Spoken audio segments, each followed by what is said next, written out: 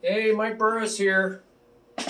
You found the roll guidelines page? Well, congratulations. This website has information overload. Well, why is this here? I taught percussion. I had a group called Krakatoa, which was up to 25 people. We had a lot of instruments, and I've been in 37 bands plus. A lot of musicians. So there's a lot of percussion instruments. They all have different purposes. There's really different purposes for every instrument in a band, and you need to know what they are so you're not stepping on each other's toes. In the studio, they like to keep the frequency ranges very distinct, so you're not one instrument overlapping frequency range of another instrument because it gets muddy. So they try to keep everything very separated so you have a very clean, open sound.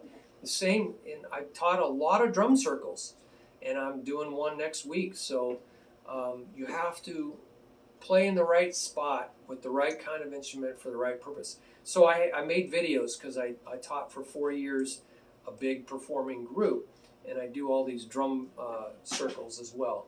So check it out. There's basic skills that everybody has to know. So go check out the overview, what and when to play. That's important because every instrument has a different place to play because they have a different purpose. And so you want to also know the basics of music notation. Go check out the music notation picture. It looks like a bunch of notes. That's on the main home page of the drum page. But this will give you a nice video of notation. So there's 3 parts of notation over there. And also, actually 4. That's pretty nice. Then I finally get into the different categories of drums. Father drums are down deep, bass drums, big tom-toms. They have a very deep voice and a very authoritative voice, and they don't pierce through the music, but you can feel the vibrations, and they're the heartbeat. So you feel that pulse, and that's what really keeps a lot of musicians together, is that vibration. So that's like the bass guitar, bass drum, and those low instruments. And so there's rules, guidelines that keep you playing the right way when you play one of those instruments. If you play some other way, you're going to be stomping on other people's toes. You're going to be getting into what's called their frequency landscape, their turf. So you don't want to do that. So there's reasons and different techniques for doing that, muting and open tones and dead sticking, and so you go check that out. And then how that interacts when you play with other instruments, you've got to know how that interacts with the mother drum, the child drum, the timekeepers, the advanced timekeepers, how to match the other instruments in the band, the bass guitarist, the left hand, and the keyboards where they're playing the bass notes. So go check out those videos, very good. Then there's roll number 2. So that's the bottom line, what we call the bottom line, the father drum. Roll number 2, steady timekeeper. So every band really can be broken down into these different roles, even if they don't have any drums and percussion. So you got steady timekeepers, shakers, cowbells, and that's keeping like a metronome click, click, click, tock, tick, thing going on in the band. They're high pitched, so they can cut through the music. High pitched instruments have very high frequency, they're very tight waves, and they act like a razor blade, and they cut through the music so that all the musicians can hear it. They don't feel it so much like the father drum, they hear it with their ear. And you don't want to get near anybody's ear when you're playing one of these things. You can break their eardrum. I just ran into somebody who's deaf because of this. So it's really sad. got too close to their ear with a cowbell, you know, whack. And that was sad to hear this. At a church service, you know, they came around with a cowbell right by somebody's ear and it just popped their eardrum. That's just dumb, isn't it? So we don't do that in my drum circles. So there's a lot of rules for where you play in a beat, in a groove. So you want to check out, and this is important in drum set because your hi-hat is supposed to sound sort of like a shaker. Or the bell of the cymbal, ting, ting, ting, ting, is supposed to sound like that cowbell. Remember, the drum set was originally called contraption. It was the contraptions of the drummer or percussionist. He brought all these individual things, and then they put them all together into a trap set, kind of shortened the name, and then it became a drum set. So the same rules apply in drum set for steady timekeepers. So that's a big role that we have as drum set players, is to keep steady time. And there's a whole thing about time, keeping time out there. To a metronome, how to improve your timing. Then there is the roll 3 is mother drum guidelines, and the mother drum is the groove. It takes a little bit of the timekeeper. It takes a little bit of the father pulse, the heartbeat, and then it takes some of the ideas of the child, which is, you know, chatter, high-pitched sounds, right? And it kind of blends them all together, like a mother used to do in a lot of cultures, is keep the family together. The mother keeps the family together. So kind of blends it all together. It takes a little bit of everything and puts it together and creates a groove. And groove is master, and I have a whole other video and section on groove is master. So I'm going to try to include some of that in this section as well. Then we have roll number 4, rhythm child.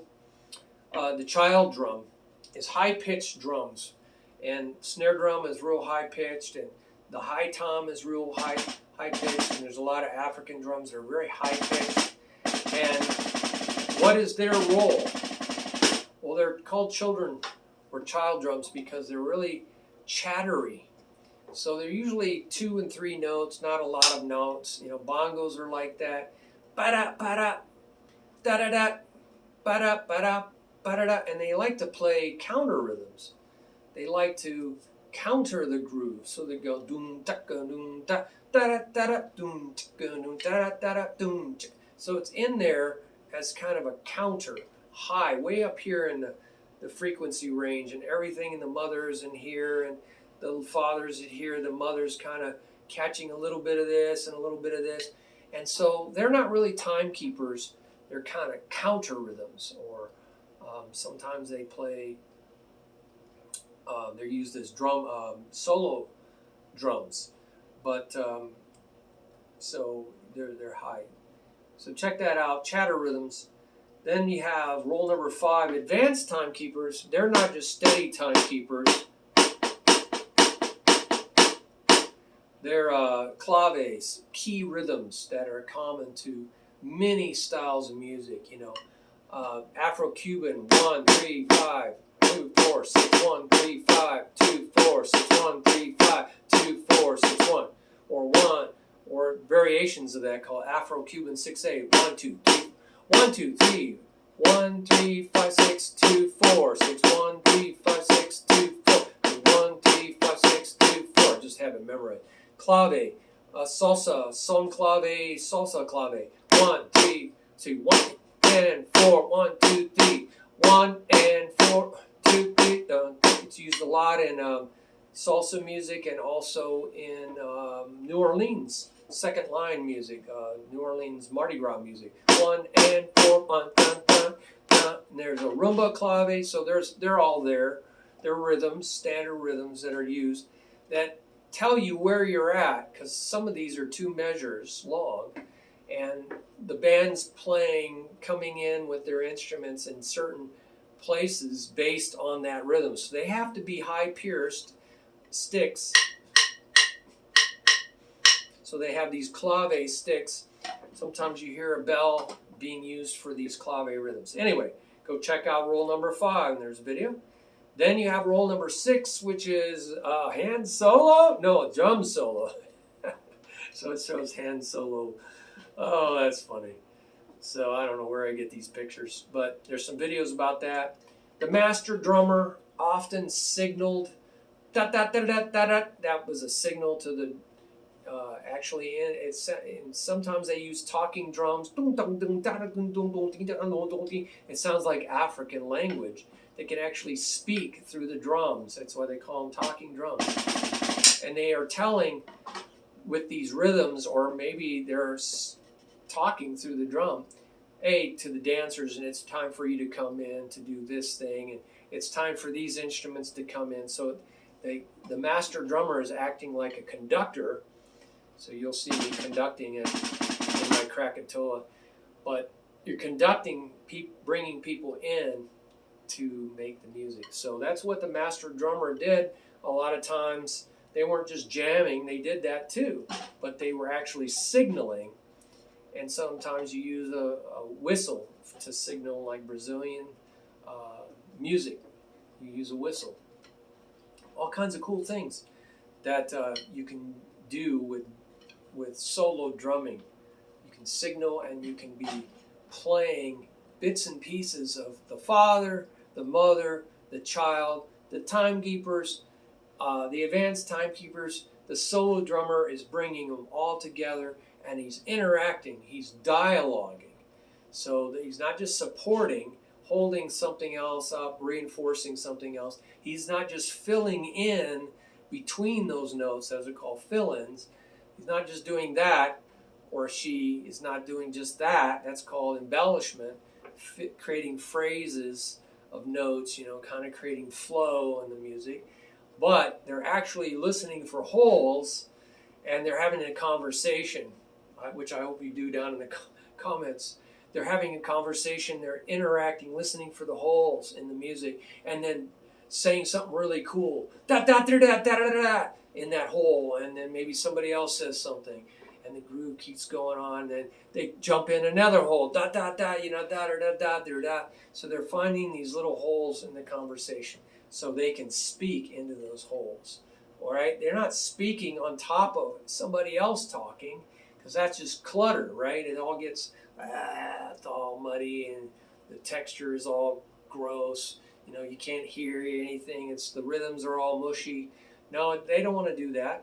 So they're supporting, embellishing, and dialogue. So I talk about SED, support, embellish, and dialogue, on the main drum page. So definitely check that out if you want to do these guidelines properly. So God bless you. Enjoy this. Nice short video introduction. Bye.